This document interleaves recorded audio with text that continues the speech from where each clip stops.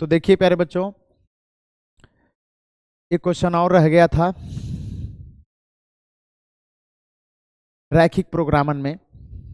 ये क्वेश्चन भी इम्पोर्टेंट है, इसको ध्यान से आप लोग देखिएगा और इस टाइप के जो भी क्वेश्चन आपको मिलेंगे उसे आप जरूर सॉल्व करिएगा।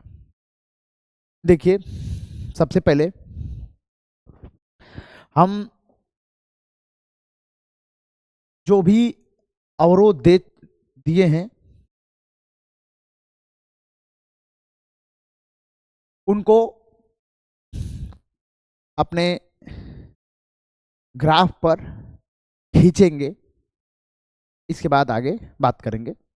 चलिए, तो देखिए, इसको हम इक्वेशन में कन्वर्ट करेंगे तो ऐसे लिख सकते हैं, बिल्कुल लिख सकते हैं।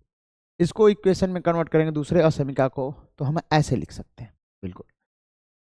और इसके लिए मैं पॉइंट्स भी बनाता चल रहा हूँ संग पे, ताकि ग्राफ पे खींचना थोड़ा आसान हो जाएगा। एक्स हो गया, इधर वाई हो गया। एक्स की जगह आप 0 रखेंगे तो वाई की वैल्यू 5 आएगा।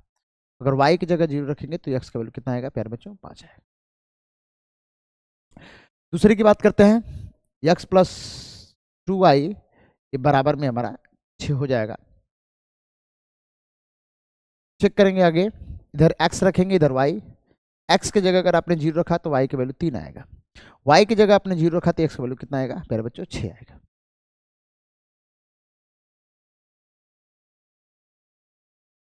तो आइए नेक्स्ट पे बात करते हैं।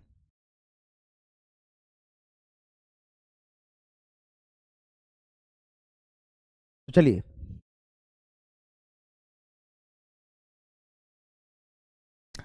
इधर x अक्ष लिख दिए, इधर y अक्ष लिख दिए, ठीक है।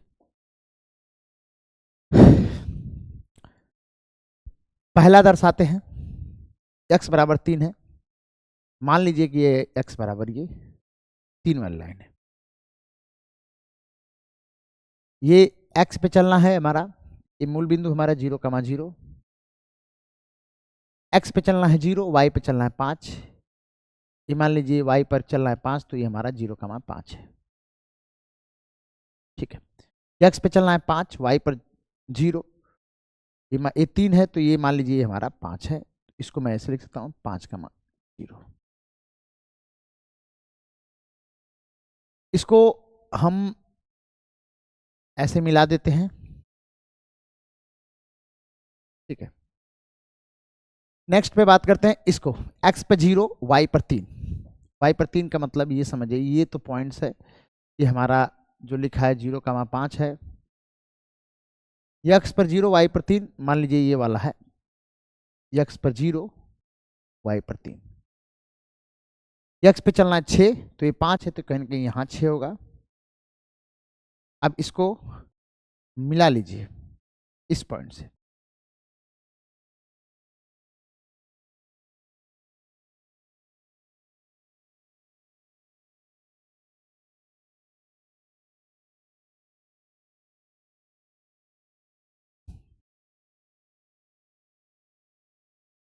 चलिए यहाँ पर यही में रख देते हैं, ये पॉइंट्स यहाँ पर हो गए, ठीक है। तो ये दोनों लाइन एक यहाँ इंटरसेक्ट करे, एक यहाँ इंटरसेक्ट करे। इस पॉइंट का नाम, जो ये वाली कॉर्नर था, ये इसका नाम 6 कामा कितना था प्यारे बच्चों? 0 था। तो देखिए, सबसे पहले इस वाली लाइन को दोनों को सॉल्व करके इस पॉइंट्स को निकाल लेते हैं। ये जो लाइन थी इसका नाम था x प्लस वाई बराबर में 5 था। ये जो लाइन थी इसका नाम था x प्लस 2y बराबर में 6। और इस लाइन का नाम है x बराबर में 3, ठीक है प्यारे बच्चों, ओके। देखिए, हम इन दोनों पॉइंट्स को हल कर लेते हैं। x प्लस वाई बराबर 5 और दूसरा है x प्लस 2y बराबर में 6। इसको हल करते हैं, देखिएगा। हल करेंगे यहाँ माइनस, यहाँ माइनस, यहाँ माइनस, ये कट जाएगा। तो अपना माइनस में y बराबर माइनस में 1 आएगा, तो y बराबर अपना 1 आ जाएगा, सिंपल सा। इस y की वैल्यू किसी में रख दीजिए, इस पहले में या दूसरे में। अपना x का वैल्यू आ जाएगा, यहाँ 1 रख दीजिए, यहाँ 5 आ जाएगा, तो x बराबर हमारा आ जाएगा 4 आ जाएगा। तो इस पॉइंट का निर्देशांक जो आया, इस पॉइंट्स का 4,1 आया। अब इस पॉइंट का निकाल लेते हैं, देखिएगा पहले। ये जो लाइन है x बराबर 3 है, इसको कौन कट कर रहा है? ये वाली, यानी x प्लस y बराबर 5 वाली कट करे लाइन है। यहां पर x लेकर रख दीजिए, 3 प्लस y बराबर 5, तो y बराबर कितना आ जाएगा? 2 आ जाएगा। इसका मतलब इसका निर्देशांक होगा हमारा 3 कामा, यहीं पे लिख देता हूं, 3 कामा कितना आएगा? 2 आ जाएगा निर्देशांक। अब इसके अधिकतम मान को कैलकुलेट करते हैं। देखिए, इसके लिए हम z के सभी मान निकालने के लिए सभी कोणीय बिंदु को लिखते हैं। यहां हमने कोणीय बिंदु लिख दिया, कोणीय बिंदु। ये z बराबर क्या? z बराबर चेक करिए, माइनस में लिखा है x प्लस में 2y लिखा। कोणीय बिंदु है यहां पर हमारा, ये इसका नाम अपने से रख सकते हैं, a, इसका नाम b रख दिए, ये इसका नाम c रख दिए। ये हमारा कोणीय बिंदु है, ओके। लेकिन उससे पहले हम थोड़ी से भूल गए, इस टॉपिक पे थोड़ी ध्यान दीजिए। यहां पर हमने इसका, ये तो समीकरण का मैंने ग्राफ खींच रखा है, हमें असमीका का ग्राफ खींचना था। तो आप क्या करेंगे, पहले यहां चेक करेंगे इस सभी जो असमीका में 0 0 का रख के, इधर का कोई पॉइंट्स रख के चेक कर लीजिए। तो मैं पहले वाले में 0 रखता हूं, तो 0 यहां रखेंगे, बड़ा या बराबर ये 3। तो ये असत्य, 0 का भी बड़ा नहीं होता 3 से, इसलिए इधर ना लाइन जाके ये पूरा इधर आएगा। यहां पर भी 0 रखेंगे तो ये बड़ा आएगा 5 से, यानी ये वाली लाइन जो x प्लस y बराबर 5 वाली लाइन है, ये भी 0 के साइड ना जाके ऊपर की तरफ जाएगी। ठीक है, यहां ऊपर की तरफ जाने वाली है, ये लाइन ऊपर की तरफ जाएगी। यहां पर भी 0 कामा 0 रख के चेक करेंगे, तो 0 बड़ा होता है 6 से, ये भी गलत है, तो ये वाली भी लाइन ऊपर ही जाएगी। तो ये पूरा एरिया मिलेगा जो हम बोल रहे हैं, इसको हल क्षेत्र के नाम से जानेंगे। अब इस हल क्षेत्र में अधिकतमीकरण या न्यूनतमीकरण का वैल्यू फाइंड आउट करते हैं। लेकिन ये अपरिबद्ध क्षेत्र, पूरी तरह से खुला हुआ क्षेत्र है, तो इसमें अधिकतमकरण के लिए वैल्यू को हम आगे का स्टेप में और चेक करेंगे। सबसे पहले आइए जेड का अधिकतम वैल्यू फाइंड आउट करते हैं, जितने कोणीय बिंदु पर है। कोणीय बिंदु कितना है?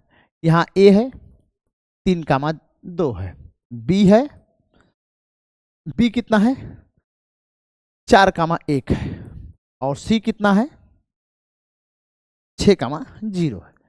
इन्हीं तीनों पॉइंट्स पर, इन्हीं कोणीय बिंदु पर हम जेड का अधिकतम मान देखेंगे। ये कोई जरूरी नहीं है, अगर ये बाउंडेड रीजन रहता तो इसके कोणीय बिंदु पर ही हमारा अधिकतम या न्यूनतम वाली वैल्यू प्राप्त हो जाती, लेकिन यह अनबाउंडेड है, खुला हुआ है, इसलिए कोई जरूरी नहीं है कि इसके कॉर्नर पे ही, इसके किनारे पर ही हमारा अधिकतम या न्यूनतम वाली वैल्यू प्राप्त हो। इसके लिए हम एक स्टेप और आगे चेक करेंगे, लेकिन सबसे पहले आइए जेड का मान कैलकुलेट करते हैं। तो जेड बराबर माइनस में x की जगह अपना 3 रख दीजिए, अब प्लस 2 y की जगह अपना 2 रख लीजिए। इसको सॉल्व करेंगे तो 1 आएगा। जेड बराबर यहां पर 4 रखिए, माइनस में 4 प्लस में 2 गुणे 1, इसको सॉल्व करेंगे तो माइनस में 2 आएगा।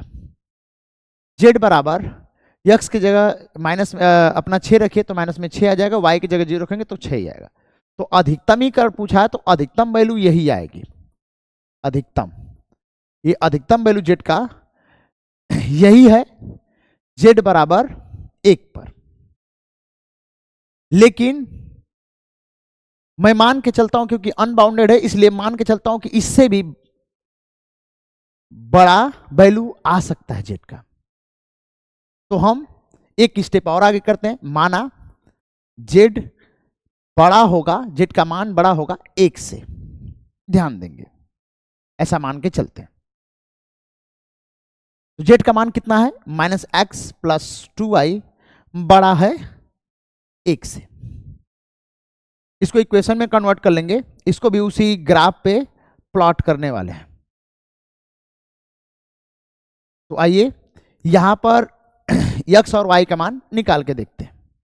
देखिए ये पॉइंट, ये z इसी से आया है तो इसलिए 3 का मान 2, तो एक पॉइंट तो आएगा ही आएगा, यानी जो हमारा लाइंस जाएगी इसी से जाएगी, 3 का मान 2 से ही। लेकिन एक पॉइंट और निकाल लेते हैं। तो चलिए मैं अपने से x का वैल्यू मान लीजिए कि मैं 0 रख देता हूं, x बराबर 0। तो y का वैल्यू चेक करके देखिए, y का वैल्यू आएगा यहां पर 1/2 आएगा, यानी x का वैल्यू 0 तो 1/2 आया। और एक बिंदु तो अपना 3 का मान 2 ही रहेगा, x पर हमने 0 चला, y पर 1/2, यानी कहीं ना कहीं 1/2 का मतलब ये है। और इसको आप आगे थोड़ा सा बढ़ा सकते हैं, इसको नंबर इसे आगे, इस ग्राफ को थोड़ा सा आगे बढ़ाइए। देखिए मैं यहां से खींच के चेक कर लेता हूं, ठीक है, देखिएगा थोड़ा सा इसको हटा दीजिए। चलिए एक बार और, ठीक है, देखिएगा इधर। तो अब हम 0,0 थोड़ा सा रख के चेक करते हैं कि क्या ये मैंने इतना पॉइंट्स को इस ग्राफ पे प्लॉट कर दिया, ये एक्स्ट्रा लाइन किया गया है बस ये चेक करने के लिए क्या यही अधिकतम वैल्यू है या इससे भी और वैल्यू अधिकतम प्राप्त की जा सकती है, इसलिए मैंने ये काम किया।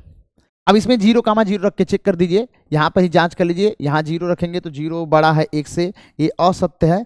जब असत्य है तो ध्यान रखेंगे, तो असत्य है तो इस साइड ना आकर ये इस साइड जाएंगे, तो ये सारा इधर जाएगा, यानी इसका मतलब इसके आगे ये बहुत सारे, देखिए फिजिबल रीजन जो है हमारा सुसंगत जो क्षेत्र है, इस साइड बहुत सारे पॉइंट्स मिल रहे हैं, इसलिए हम कह सकते हैं कि जेड का अधिकतम मान नहीं बता सकते, या अधिकतम मान नहीं है, ऐसा लिख सकते हैं, जेड का अधिकतम मान, बहुत सारे पॉइंट्स मिल रहे हैं तो इसलिए कह सकते हैं जेड का अधिकतम मान नहीं है, बहुत सारे हो सकते हैं इसलिए अधिकतम मान नहीं है।